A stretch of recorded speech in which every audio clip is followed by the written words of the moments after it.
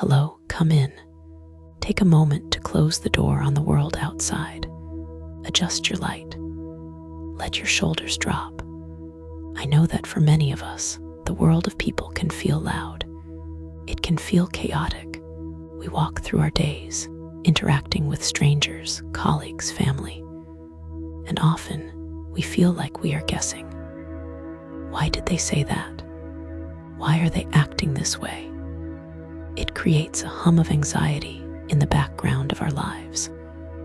But what if I told you that human behavior is not random?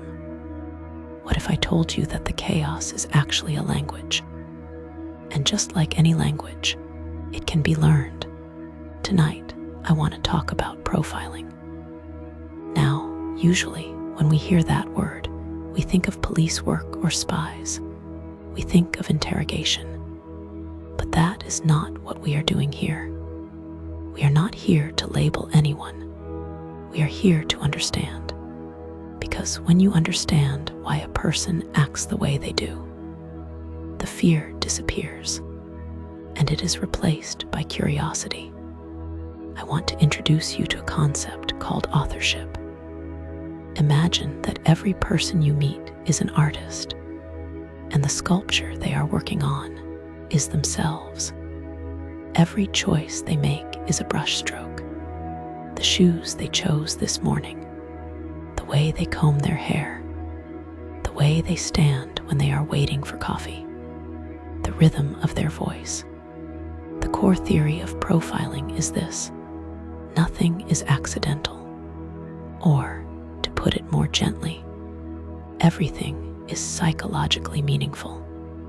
Even if a person grabbed the first shirt they saw in the dark, that choice tells you something about their priority system in that moment. A person takes responsibility for the image they send to the world, even if they are doing it unconsciously. This is not about fashion. It is about externalizing the internal. We consistently express our inner world through our outer behavior. The outside is just a map of the inside. So, when you look at someone, you are not looking at a random collection of traits. You are looking at a message they have written for you without even knowing it. But how do we read this message? If we just look at the surface, oh, he looks nice, or she looks angry, we are often wrong. That is just the first impression. To really see someone, we have to look deeper. We have to look for the contradiction. Human beings are complex. We are never just one thing. Every psychological quality contains its opposite. If you see someone who is extremely loud and demonstrative, look for the silence they are hiding. If you see someone who is rigid and controlled, look for the chaos they are afraid of. Profiling focuses on the tension between these two things. For example, you see someone who dresses in a very structured military style. Everything is perfect. But then you notice their hands are restless, or their laugh is explosive. That gap, that tension between the control on the outside and the chaos on the inside, that is where the truth lives. That is the core conflict. And that conflict drives their motivation. And deep down, underneath the clothes, the posture, and the conflict, there is something very simple. We call it the hidden message. Every person is unconsciously broadcasting a simple, direct request to the world. It is not manipulative. It is usually very childlike.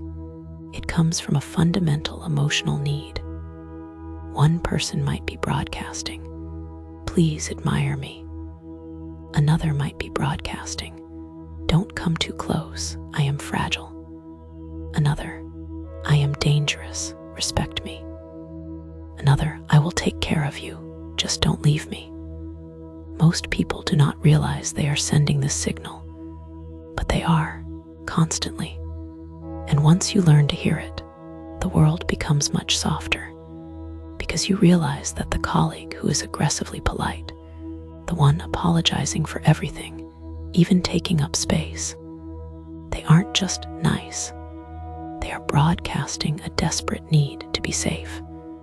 They are asking you not to attack them. When you hear the hidden message, you stop taking things personally. You stop reacting to the noise, and you start responding to the human being. So let's practice this.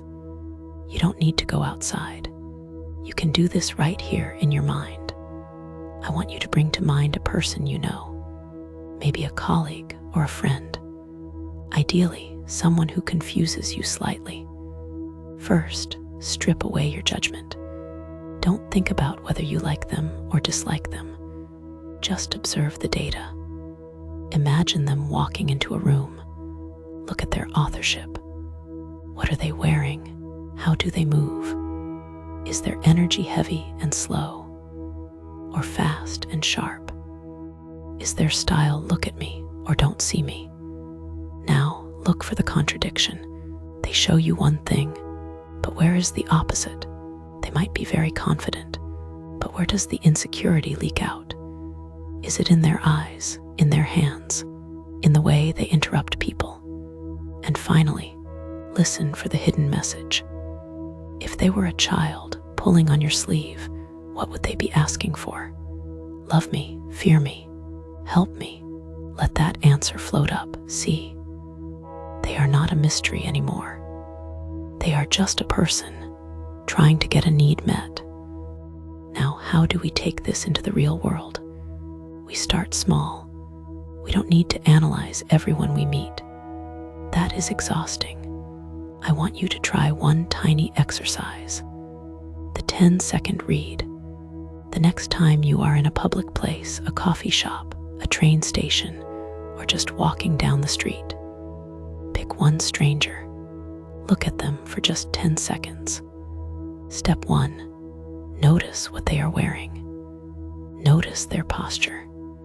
Step 2. Ask yourself, if I were wearing those clothes and standing like that, how would I feel? Would you feel protected, exposed, powerful, tired? That's it. Just ask the question. You don't need to be right. You just need to be curious. This tiny act of empathy, stepping into their shoes for 10 seconds, changes everything. It moves you from judging to understanding. It turns the noise of the crowd into a library of human stories. Profiling is about connection. It is about realizing that we are all walking around with signs on our chests, asking to be understood. So tomorrow, look a little closer. Read the message, and notice how the anxiety fades away when the understanding begins. Rest now. The world is quiet.